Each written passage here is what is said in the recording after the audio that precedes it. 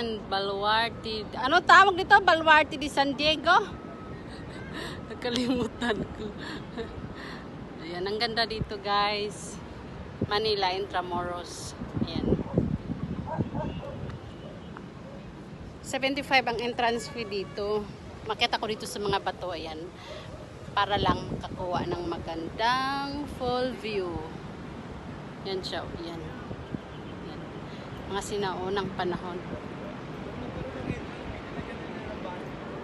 Yan siya.